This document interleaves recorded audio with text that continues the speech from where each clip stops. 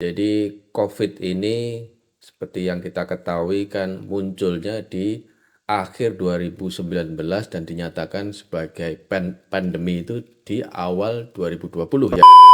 Ya betul sekali, pada saat itu saya masuk di rumah sakit darurat COVID Wisma Atlet itu sekitar bulan Maret akhir ya.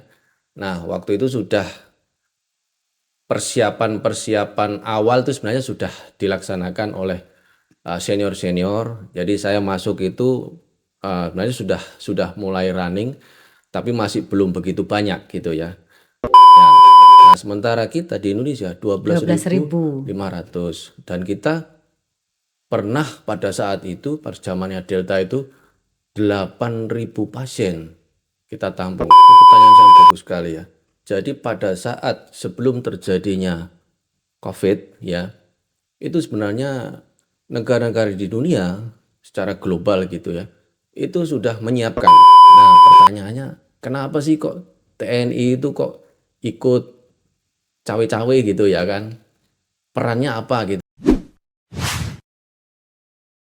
Assalamualaikum warahmatullahi wabarakatuh. Waalaikumsalam warahmatullahi wabarakatuh. Selamat siang dan salam sejahtera bagi kita semua. Salam prestise. Salam prestise. Baik, alhamdulillah pada siang hari ini saya tidak sendiri. Tentunya saya bersama narasumber kita yang sudah sangat berkompeten di bidangnya, yaitu Laksamana Pertama TNI Dr. RM Cahyanurobi, MKes Spesial Ortopedi, Konsultan Hand. Betul ya, Pak Izin? Dan beliau adalah sehari-hari menjabat sebagai Wakil Kepala Pusat Kesehatan TNI. Selamat siang Dok, mohon izin. Selamat siang Mbak Kartini. Dan alhamdulillah terima kasih pada siang hari ini berkenan menyempatkan hadir dalam acara podcast Prestes. Terkait dengan tema kali ini, yaitu yang sesuai arahan dari Kementerian Kesehatan, bahwa kewaspadaan terhadap peningkatan COVID-19. Betul, mohon izin ya Wakaya. Iya. Nah, berdasarkan data dari Kemenkes, memasuki minggu ke-12 tahun 2025 ini, sampai dengan saat ini COVID-19 itu menunjukkan peningkatan beberapa negara di kawasan Asia seperti Thailand, kemudian Hong Kong, Singapura, Malaysia, dan tentunya mungkin Indonesia yang data sampai dengan saat ini belum menunjukkan tanda-tanda signifikan. Tetapi menurut himbauan dari Kementerian Kesehatan bahwa kita tetap harus waspada. Nah, terkait dengan hal tersebut nih, mohon izin Waka, apakah bisa dijelaskan jenis varian baru di COVID-19 yang tentang kewaspadaan ini? Ya, terima kasih sebelumnya Mbak Kartini ya. Jadi COVID ini seperti yang kita ketahui kan munculnya di akhir 2019 dan dinyatakan sebagai pandemi itu di awal 2020 ya kan. Siap, betul. Kemudian kurang lebih 2-3 tahun itu menjadi pandemi ya. Nah, dan saat ini COVID itu tidak kemudian hilang. Oh, Tetapi dia masih ada di antara kita dan dia menjadi namanya endemi. endemi. Nah, endemi ini kadang-kadang nanti akan bisa muncul lagi. Ya, munculnya itu memang tadi betul disebutkan ada varian-varian tertentu yang bisa muncul karena virus itu dia mempunyai kemampuan untuk mereplikasi diri, merubah menjadi varian-varian tertentu. Manakala ini kemudian merebak lagi, maka dia menjadi penyakit yang namanya re-emerging. Pada saat awal dia muncul, itu kita sebut new emerging. Nah, re-emerging ini bisa varian yang pada saat dulu, yaitu ada varian alfa, Delta, nah delta yang sangat heboh sampai dahsyat ya Waka banyak ya. yang wafat pada saat itu, kemudian yang terakhir Omikron ya. Nah sekarang muncul varian-varian yang jenis baru lagi. Memang itu kemampuan virus seperti itu. Nah namun varian-varian itu ada kalanya dia itu masih bisa dikontrol oleh imunitas atau kekebalan tubuh manusia karena dulu kan kita sudah divaksin Vaksin, ya. betul. Nah, namun demikian ada orang-orang tertentu yang mungkin dengan faktor-faktor imun atau mungkin ada penyakit-penyakit penyerta komorbid, nah itu bisa jadi naik, jadi terinfeksi, Timbul lagi timbul gitu ya. lagi, betul. Memang ada negara-negara tertentu yang sudah dilaporkan meningkat jumlah COVID-nya seperti Hong Kong, ya, Singapura, ada beberapa negara di Asia.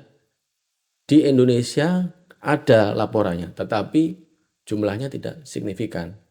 Karena mungkin daya tahan kita mungkin lebih Lebih kuat bagus daripada negara mereka, lain.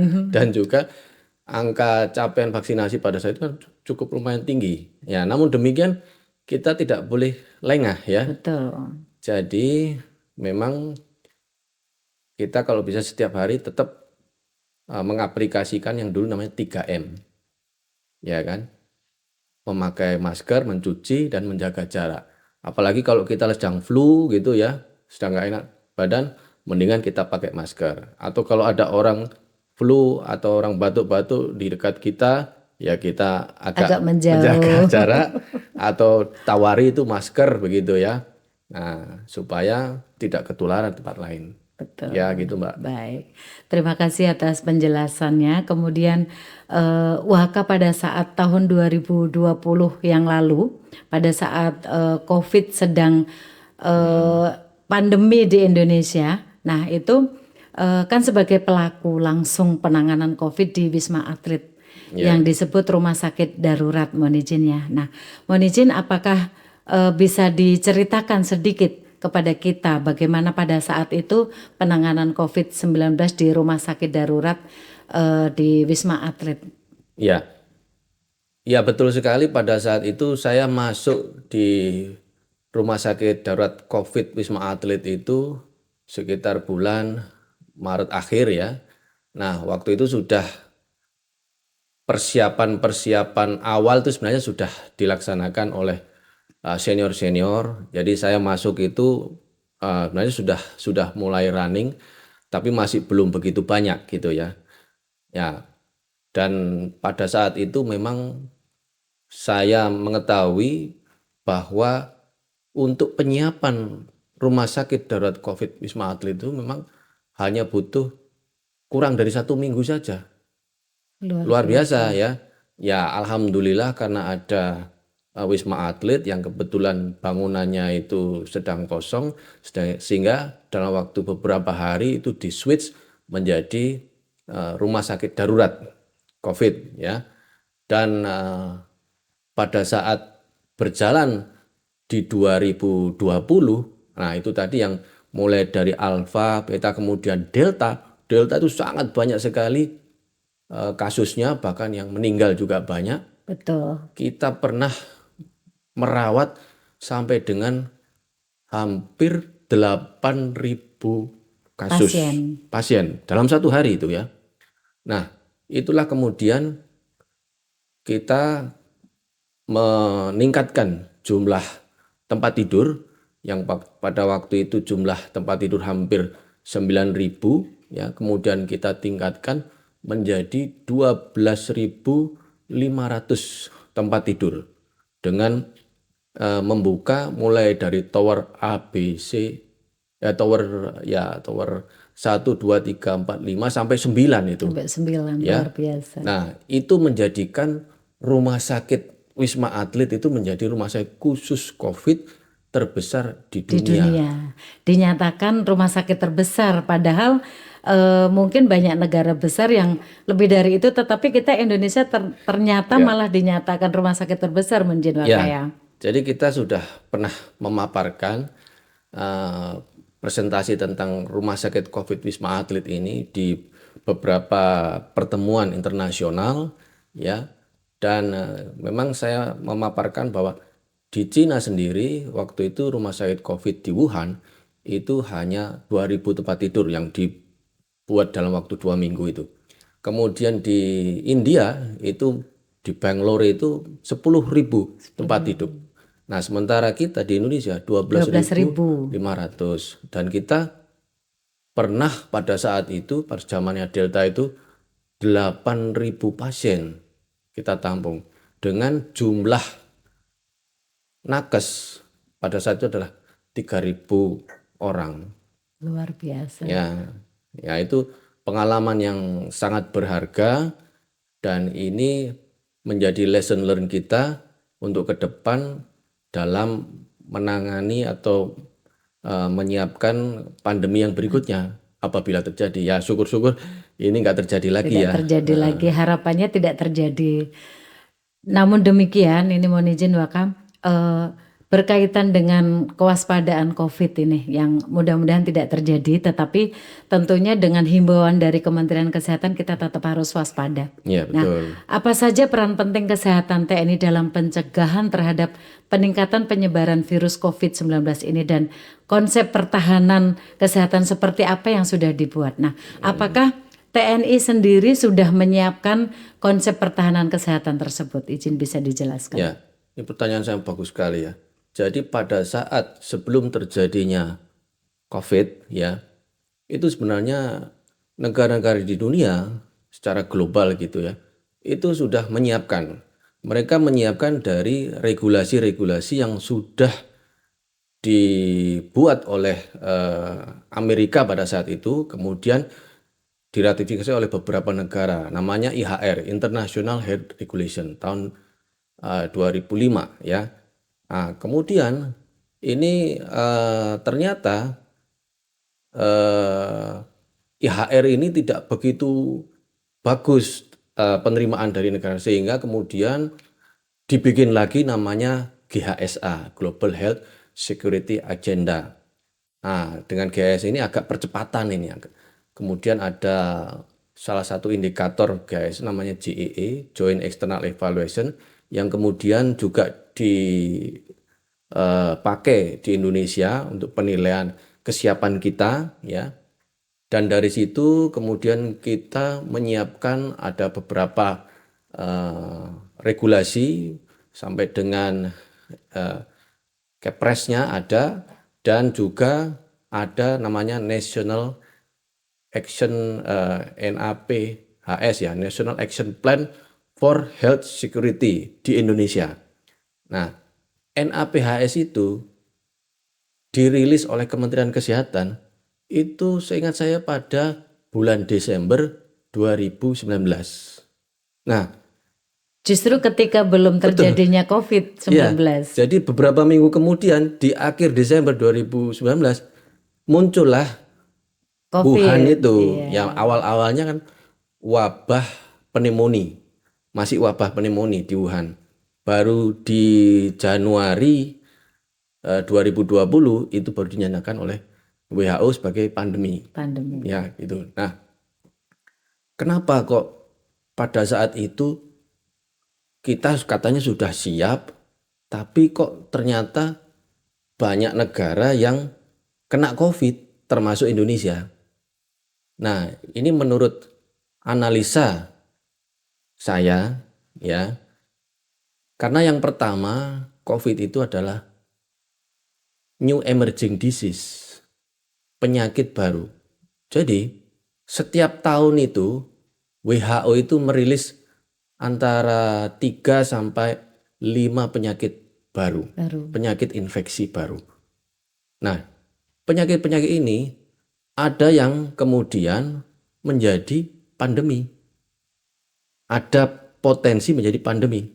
Manakala apabila penyakit ini mempunyai tingkat virulensi yang sangat tinggi. Contohnya COVID. Nah, penyakit baru yang lain mungkin nggak seperti COVID. Ya. Nah, kebetulan COVID ini virulensinya sangat tinggi sehingga dia penyebarannya cepat sekali. Betul. Ya. Dalam waktu beberapa bulan sudah hampir ke semua negara, lebih dari 200 negara yang kena. Ya, nah kemudian selama 1 tahun itu habis waktu untuk mencari obatnya COVID atau dalam kata lain itu vaksin. Jadi baru ada vaksin itu setelah 1 tahun 2021. Nah sebelum vaksin ini banyak sekali korban bahkan yang meninggal. Nah, begitu ada vaksin, kasusnya mulai terkendali, turun gitu kan. Nah, memang vaksinnya itu harus secara massal ya, Massal.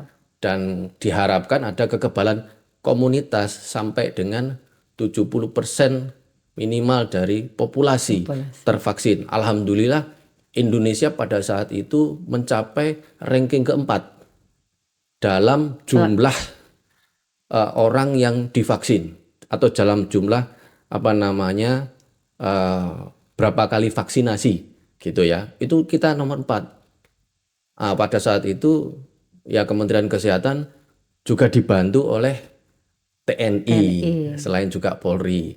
Nah, pertanyaannya kenapa sih kok TNI itu kok ikut cawe-cawe gitu ya kan? Perannya apa gitu. Nah, kita kembali di dalam undang-undang tentang sistem kesehatan nasional bahwa TNI itu menjadi salah satu subsistem kesehatan nasional. Dan di dalam undang-undang tentang TNI ya, di situ disebutkan dalam pasal 7 tugas pokok TNI salah satunya adalah melindungi segenap bangsa dan seutuh darah Indonesia dari ancaman, segala macam jenis ancaman ya. Nah, ancaman ini di dalam buku putih pertahanan itu ada ancaman militer, ancaman non militer, dan hibrid gitu ya. Dan itu ada lagi pembagiannya ancaman yang nyata dan tidak nyata. Nah, di dalam buku yang lain disebutkan salah satu ancaman itu adalah ancaman sifatnya biologi. Betul. Ya. Nah, ini adalah ancaman yang bisa menyebabkan timbulnya itu tadi yang di dalam tugas pokok itu, karena bisa menjadi perpecahan dan sebagainya kedaulatan bangsa. Nah, sehingga TNI mempunyai peran di situ dalam menghadapi pandemi COVID. Dan itu termasuk ancaman ya, Ya, ancaman betul, biologi gitu. betul. Nah, sehingga pada saat terjadinya pandemi itu, mulai dari mengevakuasi warga negara Indonesia dari Wuhan, itu sudah TNI. Kemudian membuat karantina dari ABK ya, ABK yang dari luar yang kemudian kapalnya terinfeksi, itu juga TNI. Nah, selain itu ya tadi disebut Wisma Atlet gitu ya. Selain Wisma Atlet kita juga menyiapkan 110 rumah sakit TNI untuk merawat pasien-pasien COVID ya. Selain itu Babinsa ya, Bintara Pembina Desa Pembinaan desa. ya. Itu kita punya Babinsa itu semuanya dikerahkan Sangat berperan aktif juga. ya untuk melakukan tracing terhadap pasien-pasien yang terindikasi Terindikasi COVID. COVID. Betul. Ya. Nah, nantinya juga kita dengan adanya lesson learn ini, itu kita bisa kembali menjalankan apa yang sudah pernah kita lakukan pada saat COVID 2020 itu. Tentunya harus lebih baik dan siap Ya, dari sebelumnya betul. ya Pak Kaya. Nah, satu lagi, Pak.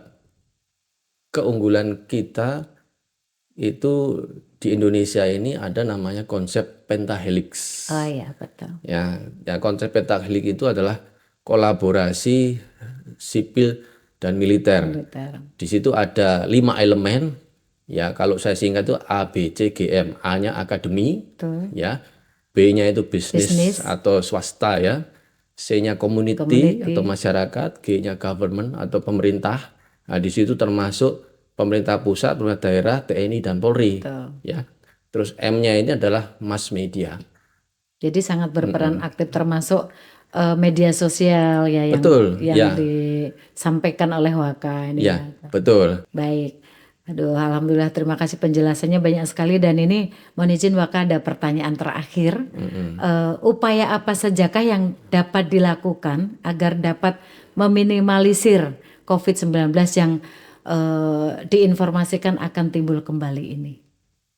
Ya, jadi sebelumnya saya akan menyampaikan sedikit ya bahwa analisa secara intelijen medik begitu ya.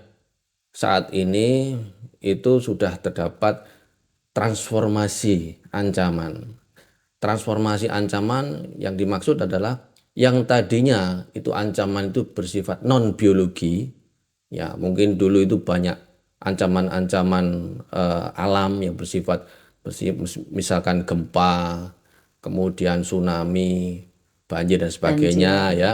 Nah, ini dengan adanya COVID itu berubah transformasi menjadi ancaman biologi ya. Nah, artinya apa? Kita harus mengantisipasi bahwa kemungkinan ke depan itu akan ada timbul ancaman lagi ya. Karena pandemi seperti COVID ini terakhir itu kira-kira 100 tahun yang lalu ya, pada saat itu Black Death ya. Wah, itu sampai yang meninggal hampir 60% dari penduduk Eropa. Betul. Sangat banyak sekali. Nah, apakah COVID ini sama dengan pada saat itu? Ya, saya sedikit menyampaikan bahwa pandemi itu ada 9 kali ya. Sejak 1800 itu ada 9 kali. 9 kali itu penyebabnya itu cuma 4. Yang pertama disebabkan oleh plak. Plak itu semacam kutu ya. Kalau dulu sakit pes itu ya, itu plak itu ya. Nah, sekarang sudah nggak ada plak. Kemudian yang kedua itu influenza, virus influenza. Ya. Kemudian yang ketiga HIV. Yang sampai sekarang masih belum selesai. Jadi HIV itu pandemi. Sampai sekarang belum selesai. Termasuk pandemi dan itu belum ada obatnya Wani Junaka ya. Ya, itu tantangan itu ya. Nah, yang terakhir adalah coronavirus. Ya, termasuk ya MERS, kemudian SARS, ya dan COVID ini, ya. Nah, cuman 4 ini penyebabnya. Nah, si COVID itu jumlah yang tertular, terinfeksi itu memang kelihatannya banyak. Tetapi kalau dibanding pada saat terjadinya Black Death itu kalah, tidak ada apa-apanya. Yang meninggal kelihatannya banyak, tapi dibandingkan dengan yang sebelumnya nggak ada apa-apanya. Ya, nah jadi artinya apa? Makin lama itu pandemi itu bisa diredam dengan adanya teknologi, ya. Tapi kita harus waspada, ada kemungkinan teknologi itu menyebabkan ancaman-ancaman baru. Ya, ancaman baru itu apa? Nah, kita mengetahui bahwa ada namanya perang itu ada generasi 1, 2, 3, 4 dan sampai generasi 5. Nah, sekarang ini kita menghadapi perang generasi 4 dan 5. Generasi 4 itu asymmetric war, generasi 5 itu cyber war. Nah, ini kalau dikawinkan dengan perang biologi atau ancaman biologi, artinya ada kemungkinan ancaman ke depan itu ancaman bioasymmetric warfare dan bio-cyber warfare. Ya. Nah, kita sebagai TNI tentu sudah menyiapkan, mengantisipasi adanya ancaman-ancaman ini. Ya, Panglima TNI pun juga sudah menyiapkan satuan cyber, ya, dan di situ salah satunya adalah untuk mengantisipasi ini, ya. Nah, untuk yang asimetrik ini tentunya dengan satuan-satuan Nubika. Nah, ini yang sedang kita ajukan untuk kemudian bisa menjadi lebih besar gitu ya, satuan Nubika kita. Nah, selain itu harapan saya tidak hanya prajurit, tetapi keluarga juga ikut mendukung. Dan masyarakat umum itu juga harus mulai aware, harus mulai hati-hati mengantisipasi ya. Karena sekarang naik turun ya jumlah kasusnya, ya kita harus mengantisipasi kalau memang ada kasus demam, batuk, pilek dan sebagainya, kita lebih baik memakai masker, cuci tangan, menjaga jarak. Kalaupun ada yang sakit di sekitar kita, sebaiknya kita juga mengingatkan supaya seperti itu. Kalaupun dalam beberapa hari tidak sembuh-sembuh, sebaiknya ke puskesmas atau kesehatan terdekat, akan dilakukan testing, Pemeriksaan. ya kan? Testing apa benar ini sakitnya mengarah ke COVID. Nah, kalau dulu kan ada namanya 3T ya, Betul, 3T. testing, tracing, treatment. Nah, itu yang akan kita lakukan pada saat nanti sudah mulai tinggi. Nah, sekarang ini kita lebih ke arah pencegahan saja. Oh. Ya, seperti itu, Mbak. Oke, baik.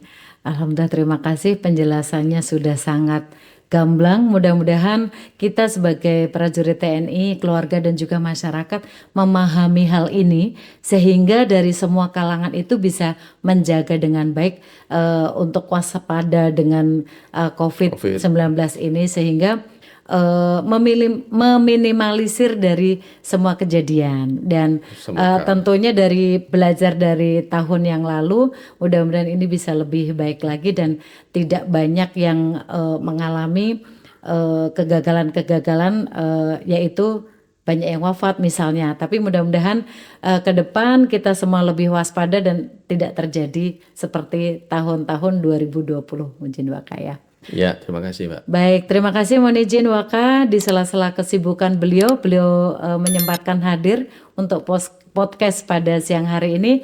Kami mohon izin terima kasih Ya, atas kesediaannya. Semoga Waka selalu sehat dan sukses selalu. amin. Salam prestise. Salam prestise. Terima kasih. Wassalamualaikum warahmatullahi wabarakatuh.